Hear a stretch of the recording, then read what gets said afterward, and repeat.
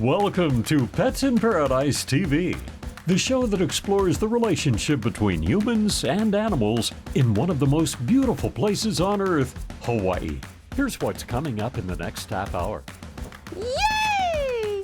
We'll visit two dogs that really can say they work like a dog.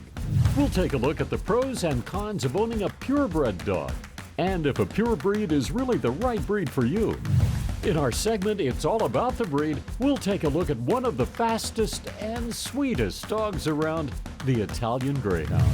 And from a puppy to a full-grown adult, we'll witness what it takes to become a service dog. It's all just ahead on Pets in Paradise TV.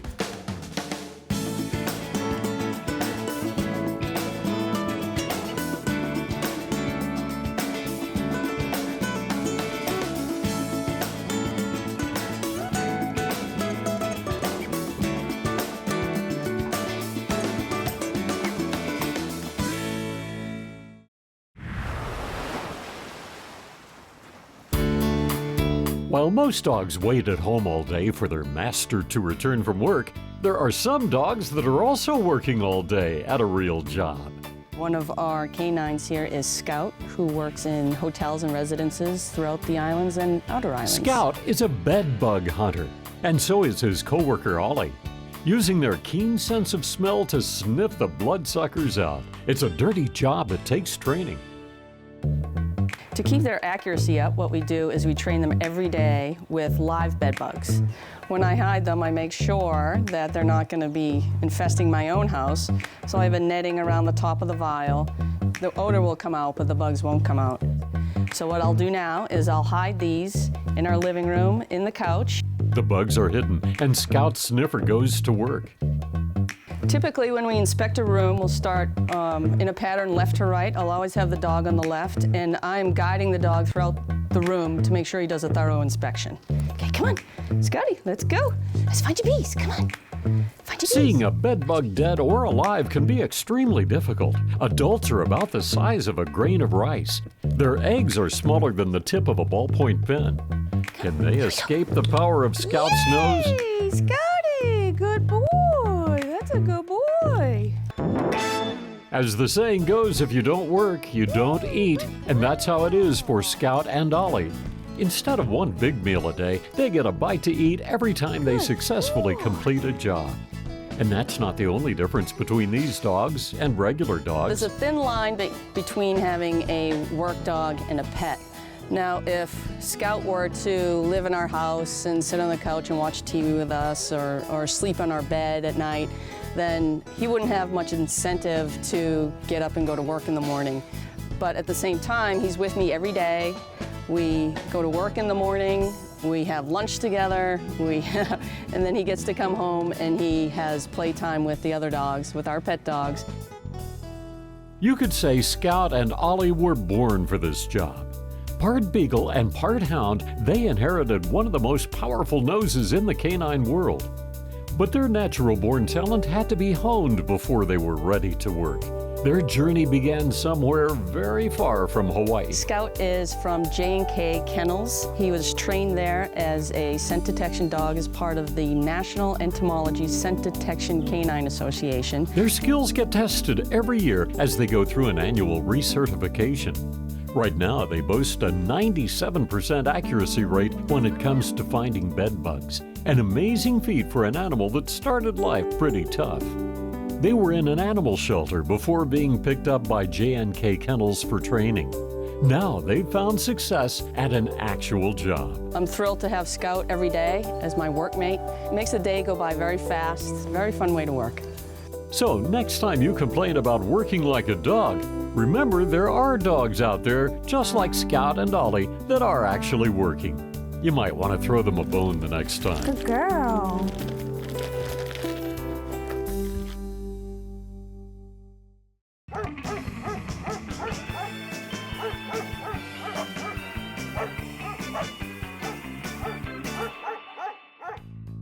Bed bugs are just one of the things that sniffer dogs can detect.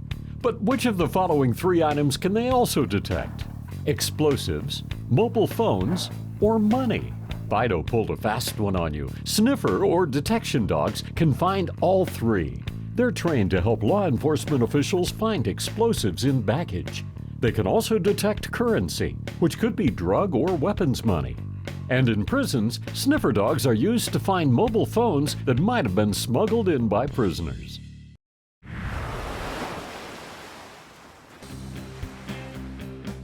If you Google the word poi dog, you'll find definitions such as a type of hot dog, an extinct breed of dog from Hawaii, and the Urban Dictionary defines it as slang for a person with more than 4 ethnicities.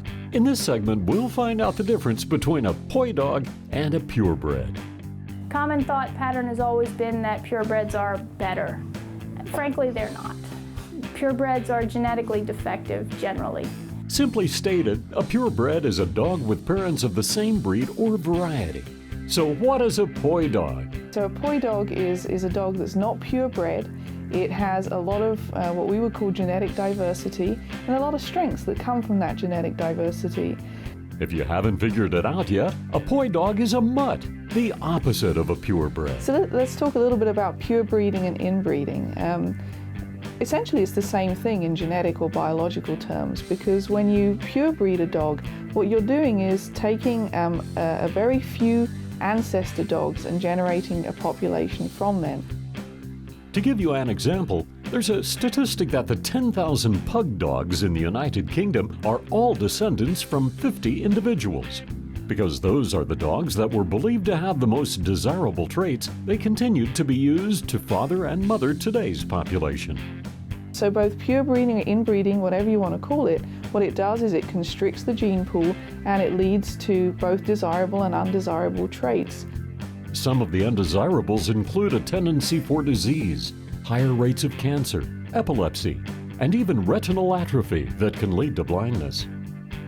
And it depends on the breed. So for example, there's a disorder in King Charles Spaniels. Those have been bred over the years to have very small heads. You know, they're cute because they have these very small heads.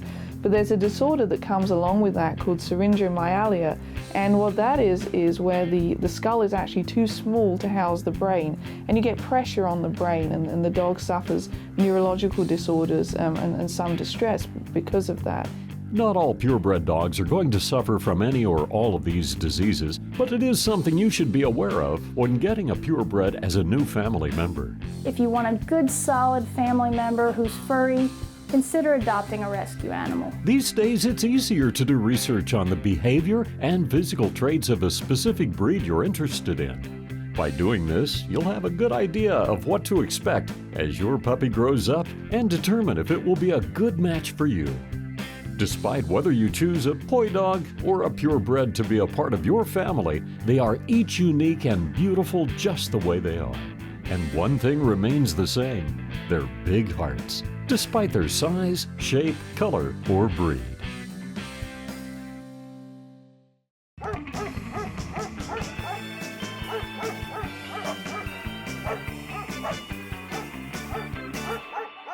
The Greyhound is considered the king of canine racers. It's a pure breed that takes the prize for the fastest breed.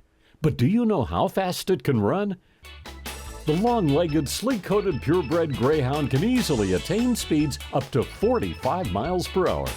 The dog was bred to run that fast to chase down prey, especially quick-running rabbits. There are other breeds that can run almost as fast as the Greyhound, including the Saluki, the Whippet, the Border Collie, the Doberman, and a breed we're going to learn more about next, the Italian Greyhound, in It's All About the Breed. Often called an Iggy, which comes from its initials, the Italian Greyhound is not a miniature greyhound, but is a cousin of the Greyhound and is its own distinct breed, dating back at least 2,000 years. Although the Italian Greyhound looks like a regular greyhound, they're much smaller and have a slenderer build. The Italian Greyhound is also not Italian. The name derives from the Renaissance, when the Italian Greyhound was immensely popular with royalty, including Mary Queen of Scots, Queen Anne, Queen Victoria, Catherine the Great, Frederick the Great, and the Queen of Norway. They originated in an area that's now the countries of Greece and Turkey, where skeletons have been found and verified as Italian Greyhounds. Mummified remains have been found in Egyptian tombs, but it's not clear if they were actually Italian Greyhounds or just small greyhounds. Iggies are a member of the toy group, even though they're bigger than most toy breeds. They're the 73rd most popular breed in the U.S. and have been recognized by the AKC since 1886. Like their cousin, the Italian Greyhound is a born runner, easily reaching speeds of 25 miles an hour. But they're not suited as well as the Greyhound for racing, although some are used for non-sporting straight track or oval racing. They're very agile and love to run and jump. They can often be found perched on top of furniture, much like a cat.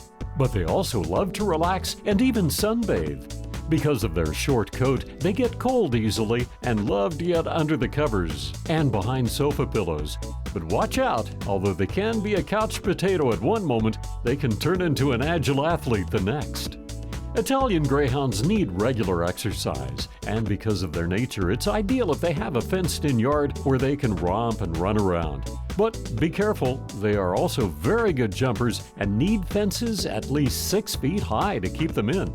Their coats are short and almost odorless, and they require little more than an occasional bath.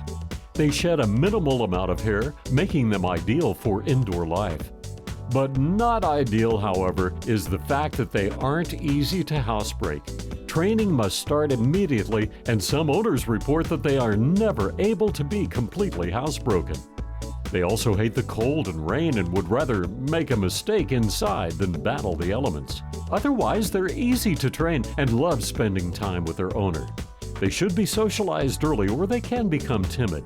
They're not especially good as guard dogs, as they have a habit of turning and running when they're frightened. The Italian Greyhound, male or female, generally weighs from 6 to 15 pounds and has a lifespan of 14 to 16 years. Health issues include epilepsy, hip and knee disorders, eye problems, including progressive retinal atrophy and cataracts, and hypothyroidism. They are especially prone to periodontal disease, so regular brushing is essential. They also are known for a tendency to break their fragile legs, either by accident from jumping off a high object or roughhousing with boisterous children. That's why it's important to teach children to be gentle with them, although young kids often don't know when they're playing too hard. Otherwise, they make great pets. They're not barkers, and they love to snuggle. And now you know all about the Italian Greyhound.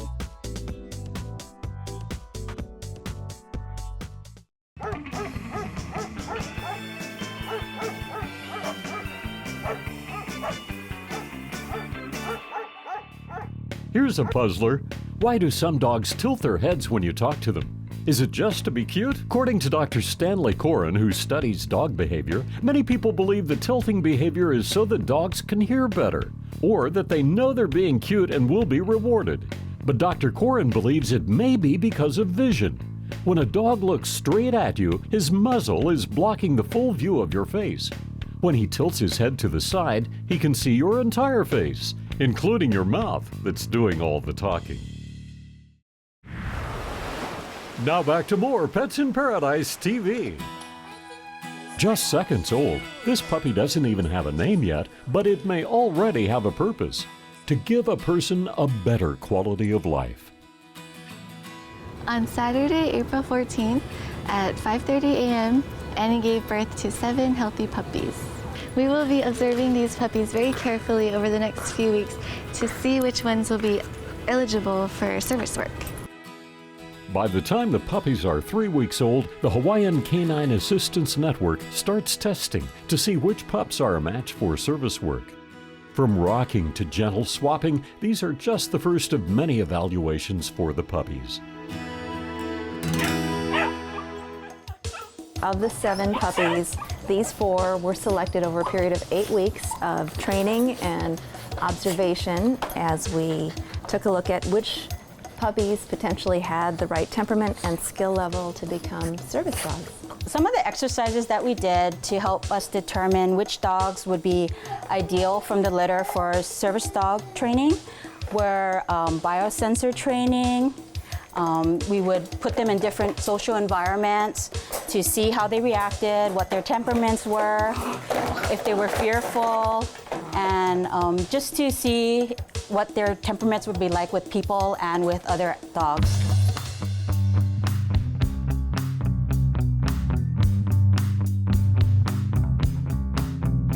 Just like human children, the puppies love to have fun, interact, and explore. Their carefree play is an important tool for Hawaii Can as it carefully observes, looking for which pups are the calmest, which ones pay attention, which ones enjoy human touch, and which ones are the happiest. A dog needs these traits to find a forever home as a service dog. So this beautiful dog is Haley, one of the service dogs in training. And when Haley grows up, what we'll be training her to do is to specifically help people with mobility and with hearing issues. So she'll be able to help someone out when they need to brace. Say it's an older gentleman who's not able to get up from a chair. Help people who might not be able to do just the simple things that we all take for granted, like putting on our clothes and picking something up when it falls. So Haley's going to really be instrumental in making somebody's life just a better way to live and just improving the quality of life for someone. And that's really important.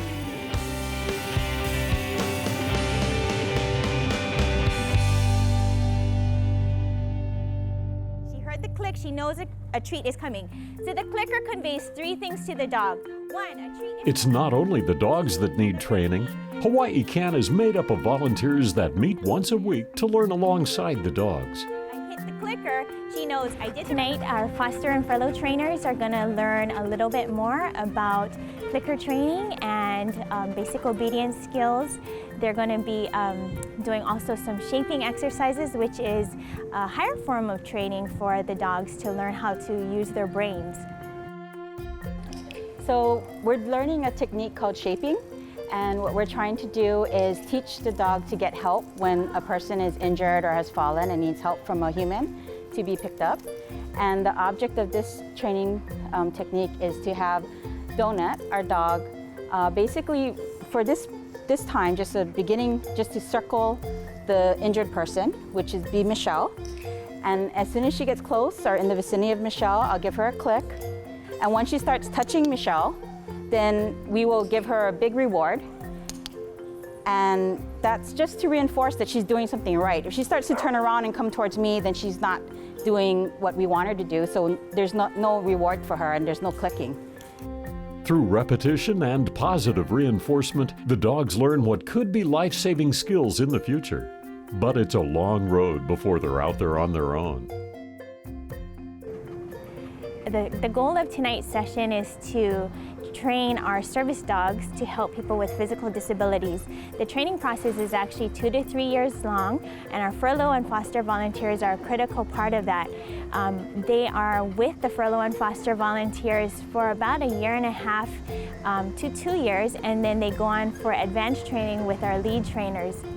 While many dogs master commands like sit, roll over, and fetch, these dogs will master 60 to 80 commands, including opening doors, turning on lights, and picking up dropped objects. Good girl, and she actually is pacing quite nicely. Tonight is one of the examples of the training sessions that they need to go through in addition to the training sessions that we have at the Youth Correctional Facility. As you train a service dog, because dogs don't walk at our pace, if you've ever walked a dog, they walk faster. And usually when you see a brand new dog on leash, you'll see the owner being walked by the dog. If the years of testing and training are successful, the dogs will begin their next step as full-fledged service dogs. So one of my jobs is to teach Haley to bond with people, because eventually she's going to be placed with someone with a disability and she'll have to bond with them, and she'll be working with them for probably the rest of her life. Having a dog placed as a service dog is an incredibly proud moment for the volunteers, but it's also bittersweet. So I have to bond with her, it's really fast. It's so easy to fall in love with them, but I know that, in a few months I'm gonna have to give her up. So it's a little hard, but you know that you're doing it for a really good reason, so, it makes it all worth it. But finding their forever home in the service of someone in need is a long way off for these puppies, who are still just learning about the world around them. Little do they know, one day, they will help open up the world for someone else.